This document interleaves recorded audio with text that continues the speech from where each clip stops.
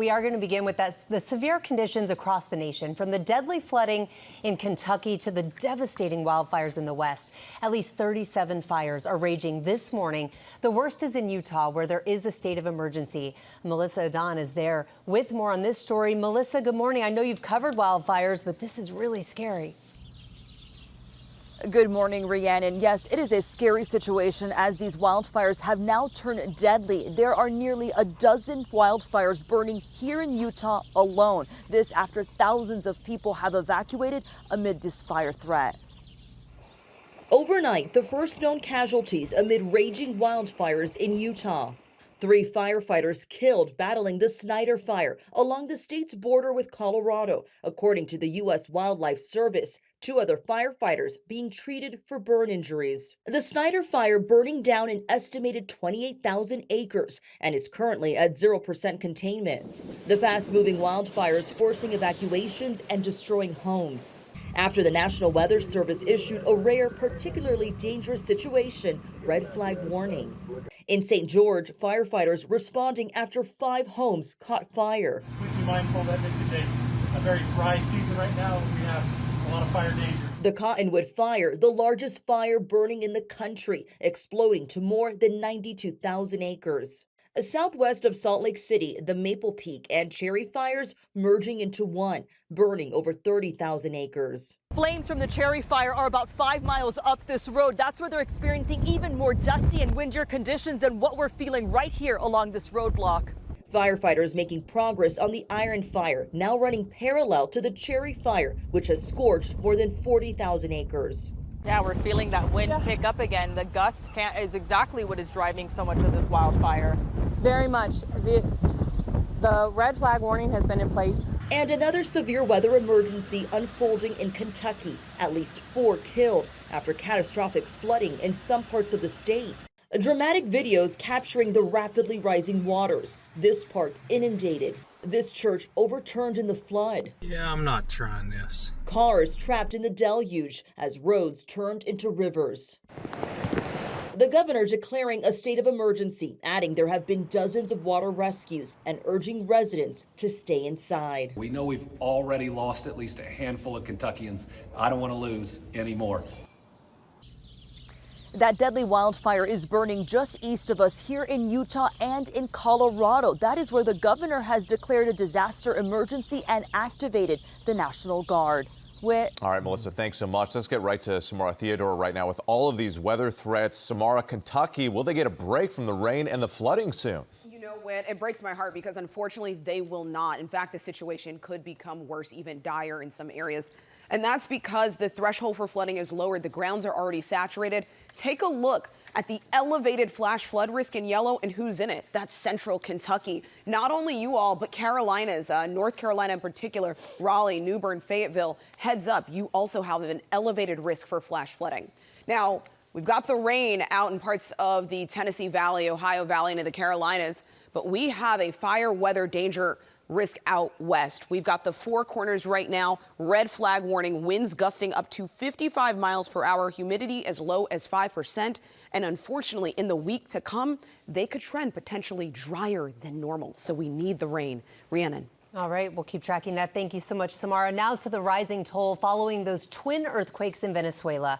At least 1,400 are dead and thousands more are injured. Marcus Moore has the latest for us this morning. Good morning, Marcus. Rhiannon, good morning. U.S. search and rescue teams are now on the ground, their work expanding overnight. The rescue effort is now in its 4th day, and U.S. teams sharing this video of them rescuing a mother and her young son, pulling them from the rubble of one of those collapsed buildings, and people who watched this rescue cheering in relief. Now, despite the destruction, the mother and her child only had minor injuries. The search team writing on X, against all odds, hope endures. Now, when you look at drone footage, you can see the widespread destruction in and around Caracas.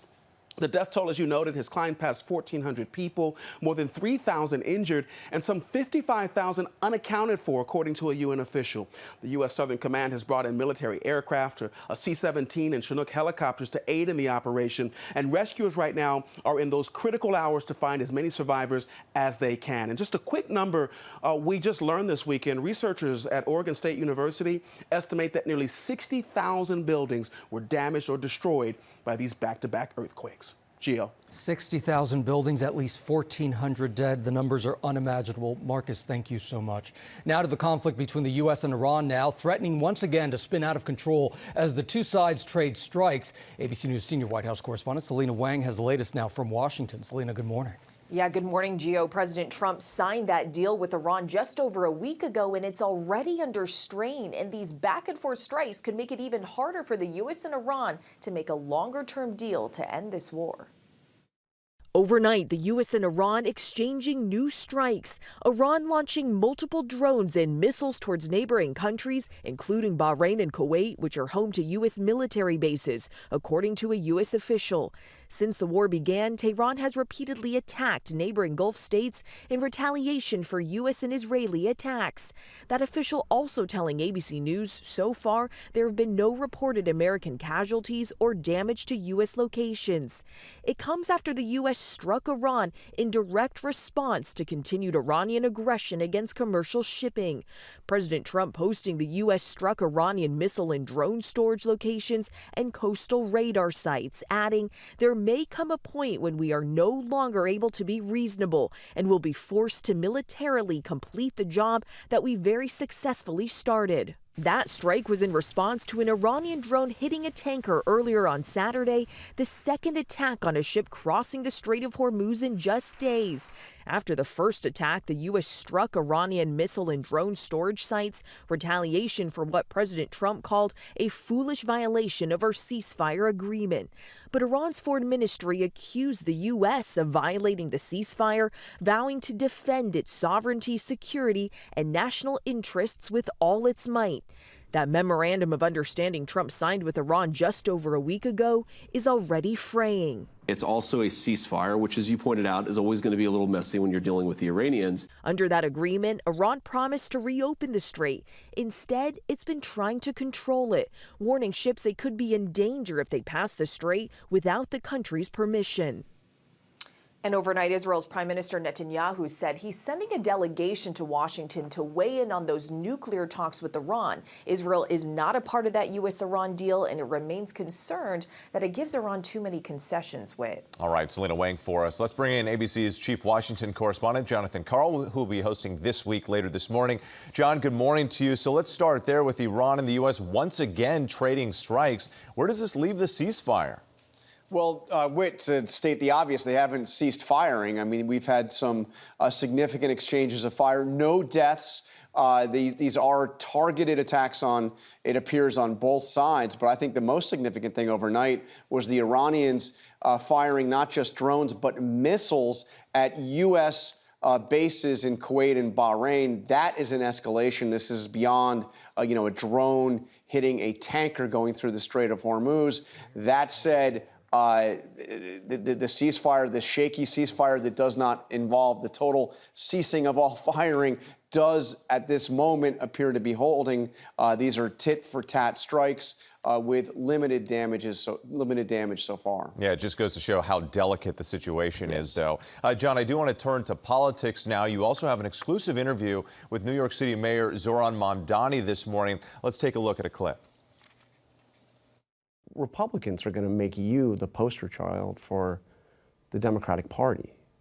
Let them. We don't have to ask ourselves what life looks like if a socialist wins. I won last November, and over the course of these last 6 months, what we've delivered for working people are the very things we were told were impossible. So, John, many are wondering if this Mamdani movement is limited to areas around New York City, or could it really have a national impact on the Democratic Party? I mean, that's the big question, and it's a big part of what I discussed with Mamdani. By the way, fascinating interview. I mean, he is unflappable. He has been called by President Trump just a couple days ago the biggest threat to America in 250 years, his National Democratic Socialist movement. And Democrats have been almost as harsh. There was a manifesto put out of sorts, a statement, open letter by a group of moderates running for Congress, many of them currently in Congress, declaring we are capitalists, not socialists. They see him as a threat, too. He sure thinks that his movement has potential way beyond New York. Well, a fascinating conversation, John. thanks so much for your time. We appreciate it. We'll be looking forward to it and tuning in this morning for more of Jonathan's exclusive interview on This Week with New York City Mayor Zohran Mamdani. Gio. Okay, wait now to what's shaping up to be another record holiday travel period. Andrew Dimbert is at Newark International Airport here in New Jersey with the July 4th travel outlook. Andrew, good morning. It's a busy one already. Hey, good morning, Gio. You know, can you believe it? This special July 4th holiday weekend now just days away, and the TSA says that the travel rush is starting to pick up a bit here, expecting to screen some 18.7 million passengers at airport security checkpoints starting Tuesday through July 6th, with the busiest day expected to be Thursday, July 2nd, when more than 3 million people are projected to fly. And it's not just airports that'll be packed. AAA is forecasting a record 72.2 million Americans will travel at least 50 miles from home over the holiday period, topping last year's record. Flying is up slightly, with nearly 5.9 million people expected to take domestic flights, but some of the biggest growth is actually coming from other modes of transportation like cruises, trains, and buses, which AAA says are seeing the strongest year-over-year increase. Still, the road trip remains the holiday travel king. About 85% of holiday travelers, or more than 61 million people, are expected to drive to their destinations. Traffic experts say the heaviest congestion will build later in the week, especially beginning Thursday. So if you're hoping to avoid the worst backups, the best advice, of course, is always to leave early in the day, early in the morning. But if you have some flexibility in your scheduling, it might be better to leave Monday or Tuesday. I know that seems really early, but that's how you'll completely avoid some of that heavy holiday traffic, Gio. But even with it being early, we see all of those people behind you, Andrew. Okay, so we've been talking about these gas prices. They've been elevated, right, for months now, but millions are still hitting the road. Yeah, AAA says the answer is pretty straightforward, that even with these elevated fuel prices, more expensive gas, that especially for families, it's cheaper to drive to their destination as a family rather than buy, a domestic round-trip airfare for every member of that family. So the road trip remains the way to go, Gio. All right, Andrew Dimbert there at a very busy airport. Thank you so much. And you know what people like to do around the July 4th holiday is be outside, right? And with that, of course, brings tick bites to mind and the risk of Lyme disease. But there is another tick-borne illness that is spreading across the U.S., and this one can really be life-changing, you guys. ABC News medical correspondent Dr. Darian Sutton is here to tell us all about alpha-gal syndrome. Let's talk about this because it's a red meat allergy. So what do people need to know? How quickly does this show up? Well, this can be not only life-changing, but life-ending. It can be a severe event for some people. Most people think about a tick bite as cause for infection, as you said, Lyme disease.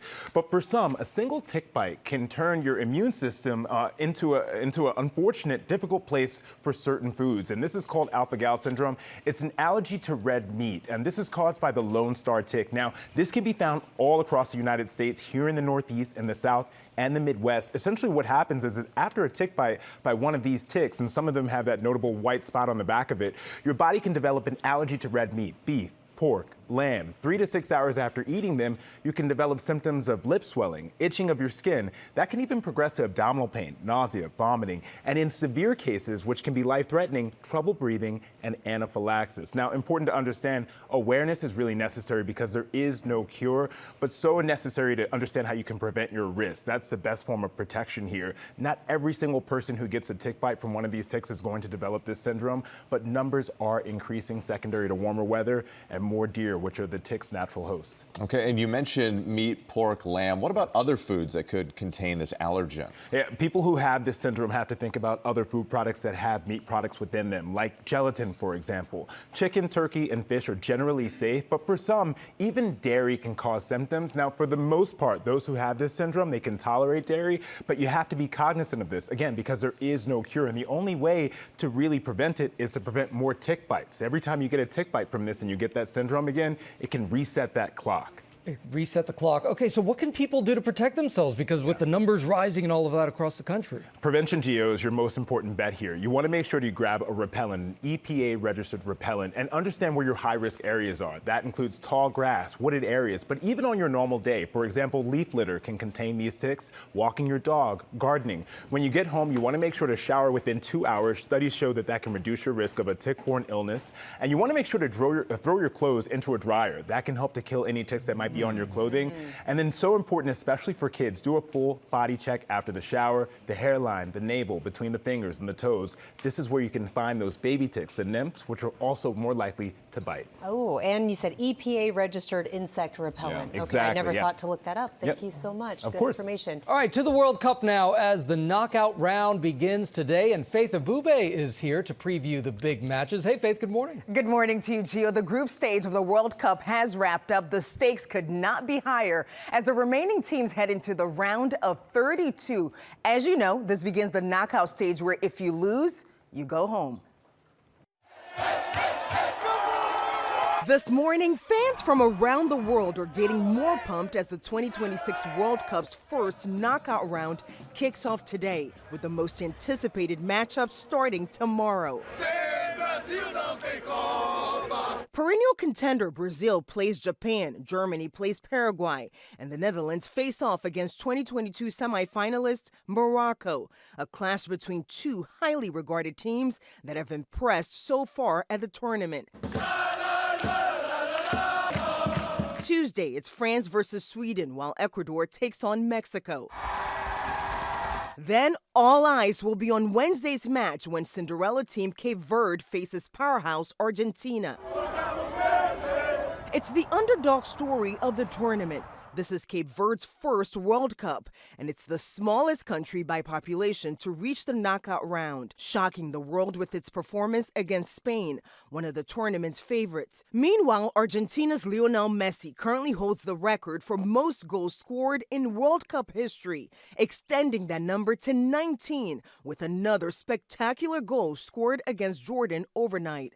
It's also win or go home for Team USA as they face Bosnia and Herzegovina on Wednesday at the San Francisco Bay Area Stadium.